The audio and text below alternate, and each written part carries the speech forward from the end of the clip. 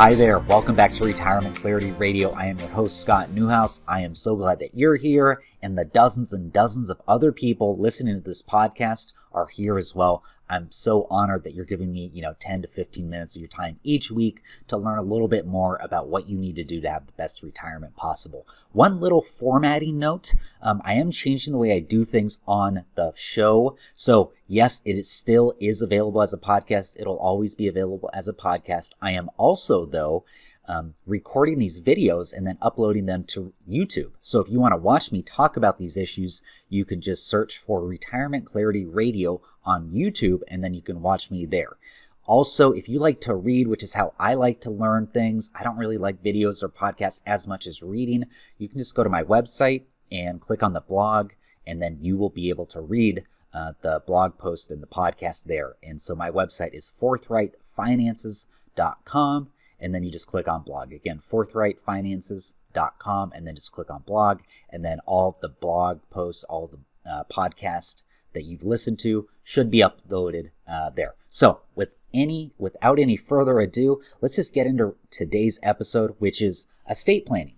This is something that, frankly, most people that I talk to, they really haven't done the work that they need to in terms of an estate plan. So whether you're going to do all this on your own or whether you're going to hire a financial advisor, I really got to put up a red flag and say, hey, estate planning is something that you really need to address. And then obviously the specifics of what you decide to do, that's going to depend on your spouse, your kids, your desires, etc. So there's no advice in this episode, but there is, an encouragement to go talk to an expert and figure out what you need to do for your specific estate plan. So today we're going to talk about what is an estate plan, and then we're going to talk about 6 key elements in essential estate planning. And so as I just said, one of the most underappreciated parts of your financial life has to do with things that we'd rather not think about. After all, how many of us actually want to think about our death or a significant disability? In addition to that, as humans, and I think this is across the board, we tend to always say to ourselves, even if it's subconsciously, that terrible accident, that happened to someone else, that happened to someone else's family, and that's so sad, but that won't happen to me. Or you might say, man, that friend of mine, they got that cancer diagnosis, and that's terrible, but that's not going to happen to me or my family. And on and on and on. We say these things to ourselves. Again, it might be subconscious. You may not be saying this out loud. Boy, I think a lot of that goes on in our head. Now, unless you have a crystal ball, and by the way, if you do have a crystal ball, can I please borrow it? But unless you have that crystal ball, how can you say with any confidence that you're going to know how long you're going to live, or you're going to know what kind of health you're going to have for the rest of your life? Now, God willing, you and I both have decades to go. Hopefully that's the case, but we simply don't know. And that's where your estate plan comes into place. And that's why it's so important. So let's talk about what your estate plan does for you. In my mind, it does 2 main things, but there are a little bit more than that. But 2 main things it does for you are, first, it's going to direct who gets your assets and when they get them. So those are 2 really key points. Who gets the assets and when do those people get those assets? The second thing it's going to do for you is it's going to appoint people to make decisions for you on your behalf if you can't make those decisions on your own for any kind of physical or mental incapability. You're not able to make those decisions. You can name someone else to make them for you.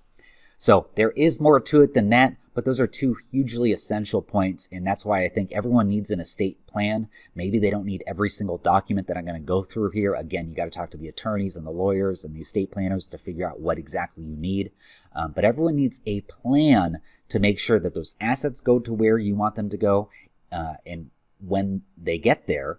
And then you also want to make sure someone's going to make decisions for you. God forbid, you cannot make those decisions on your own.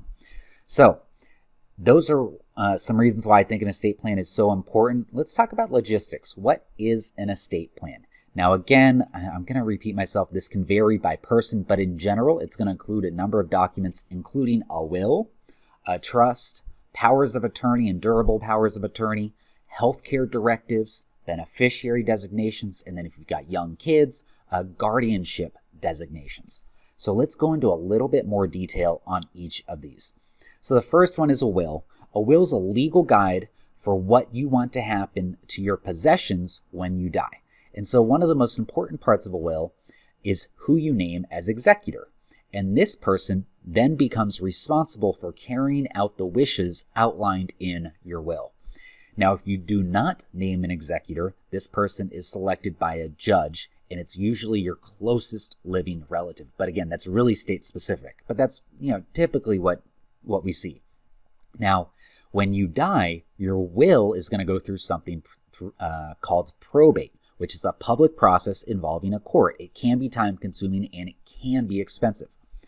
Having a will makes this process easier, but you still do have to go through probate. This is a really big misconception. Some people think if it's listed in the will, it doesn't go through probate. That's actually not the case. And so probate is public, which is, again, a really important point, which means that any information that goes through this process becomes part of the public record. And many people don't want details of their estate made public. So some pros and cons for the will there, but that's one component. The second component of an estate plan is a trust. Now, trust, this is extremely important, do not go through the probate process. So they can be a good way to efficiently pass assets onto your beneficiaries. Now, let me say a little bit more about that. So the trust will avoid probate, so it's going to be less time consuming, it's going to be less expensive, and it's still going to be able to name who gets those assets and when those people get those assets. So those are really some big benefits of trust. Now, there are various types of trust. The main two ones are revocable trust and irrevocable trust, and they serve different purposes. It could either be legacy and gifting, charitable giving, special needs trust for someone who's not physically or mentally able to take care of themselves, and on and on and on. So there's a lot of different reasons why you might want to use a revocable or an irrevocable trust. Got to talk to the estate planning attorneys and figure out what's best for you. Now, I will say the most commonly used trust when I work with my clients is a revocable living trust, which essentially means that you're able to amend the trust afterwards, after you create it. So, let's say we create the trust in October of 2021. With the revocable living trust, you're able to change it in the summer of 2022 if you want to make changes to it. Irrevocable trusts are more complicated, and again, there's that word irrevocable. I mean, what does that sound like? Doesn't really sound like something that you can amend as easily as the revocable trust. In many cases, you honestly can't, do anything to the irrevocable trust. So, got to talk to the estate planning attorney and see what's right for you. I most often see people needing a revocable living trust. Okay, so staying on with that trust point, when you create that trust, you are the trustor, but then you also name a trustee, and that's the person who will control your trust.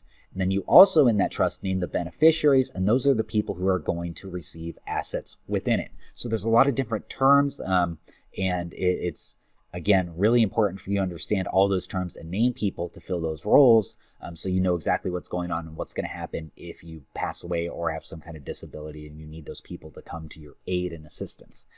The third thing in an estate plan that we want to talk about is powers of attorney. Now, this gives someone, they're technically called the agent. It gives that agent the right to act on your behalf when it comes to financial matters.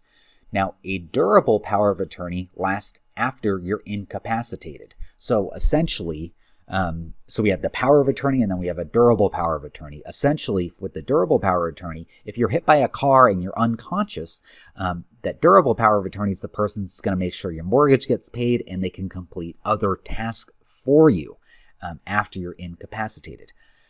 Now, oftentimes, the executor and the trustee and the financial power of attorney are the same person in all your estate planning documents, simply because things are going to go more smoothly when all those three roles are working well together. They're essentially they're pushing the paddles in the same direction. I am butchering that cliche. Whatever it is, send me an email at Scott@Forthright Finances so I know I get my cliches down for this podcast. But anyways, you want all of those roles moving in the same direction, and that's where it could really be a good idea to have that same person act as all three of those roles. But there is no legal requirement that they do have to be the same person, but just something for you to think about in terms of, is it all the same person or are they different people?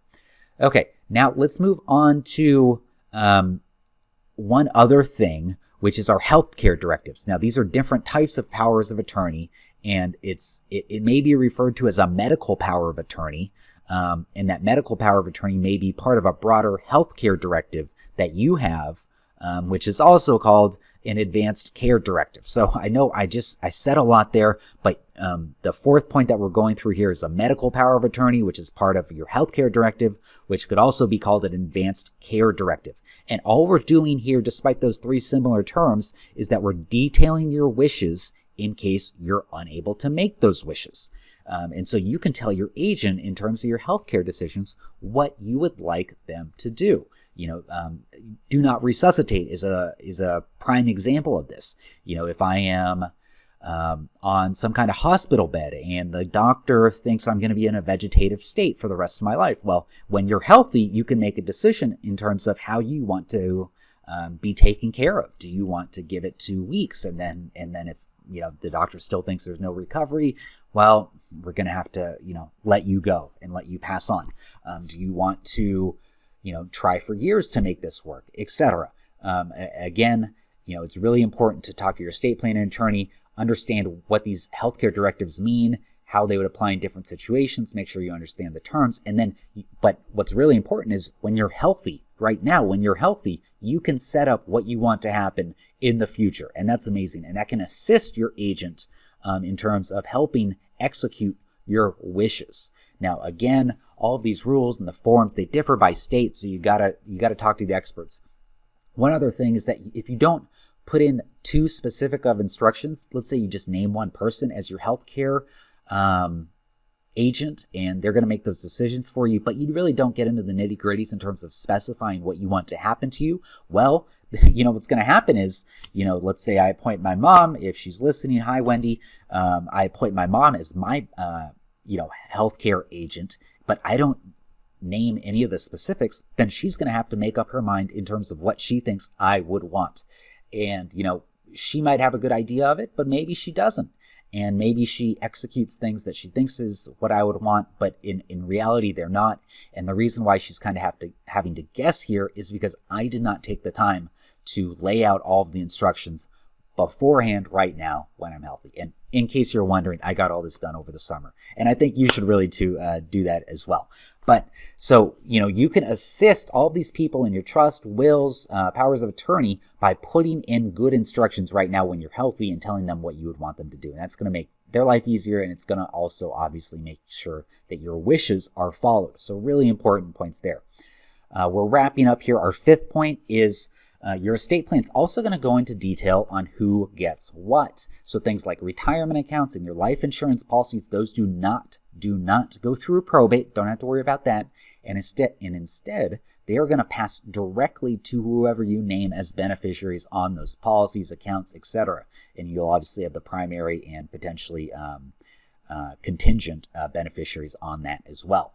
So it's really important, though, that you name who you want to be beneficiaries on those accounts. And then in addition to that, if you have a trust, it is possible to name beneficiaries in that trust as well for those non-retirement, non-life insurance assets, a house, maybe a brokerage account, other things that you might have, rental real estate, etc. There's a number of different things that can go in the trust that you'd want to put in there to avoid probate.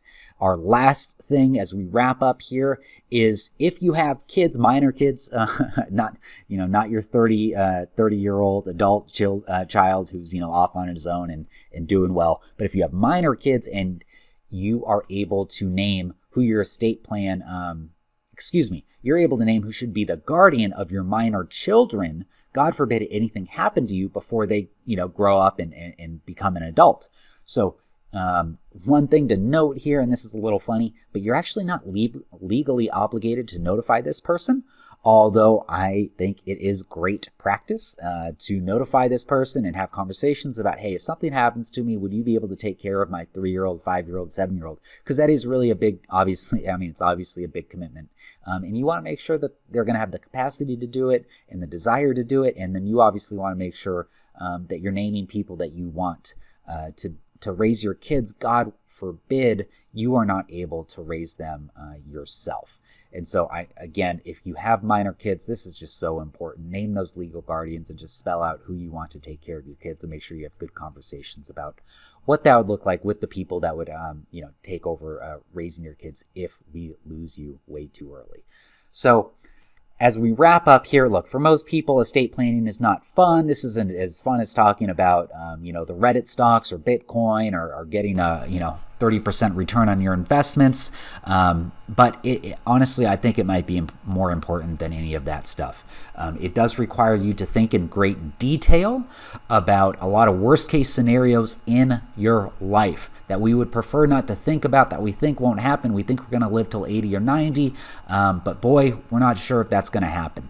And so planning ahead can ensure that in any of these worst case scenarios that do happen in life, your family is taken care of and your desires are fulfilled. And that's why creating an estate plan is so important, so that you can make those most important decisions in your life versus some kind of probate judge, the court system, or the wrong person making those decisions on your behalf. As we end this episode, I do want to say I have recently partnered with the national estate planning firm so that when clients engage me to create their financial plan, I can now offer a service where we will create an estate plan with that national estate planning company together. So we'll create your financial plan as well as your estate plan all together and make sure everything's customized to you and your specific circumstances and desires. If you want to get started on this process, you can book a free, no obligation Start My Retirement consultation with me. And all you need to do is go to startmyretirement.us, and then we will get to work on figuring out what you need to do to start your retirement, and as well as creating for you a free 1-page retirement plan that's going to outline everything you need to do to hit your retirement goal. So again, go to startmyretirement.us if you're interested in that. If not, I will see you next week. We're going to be talking more about estate planning for probably the next 3 to 4 weeks, and then we'll move on to some other topics. Hope you all have a great week. Bye. Thanks again for listening. As a reminder, you should consult with a financial advisor familiar with the specific circumstances of your unique financial situation before making any financial decisions. Nothing in this podcast is a solicitation for the sale or purchase of any securities. Any mentions of rate of return are hypothetical in nature and not a guarantee of future returns. Scott Newhouse, CFP, is an investment advisor representative of Forthright Finances, a California and Nevada registered investment advisor.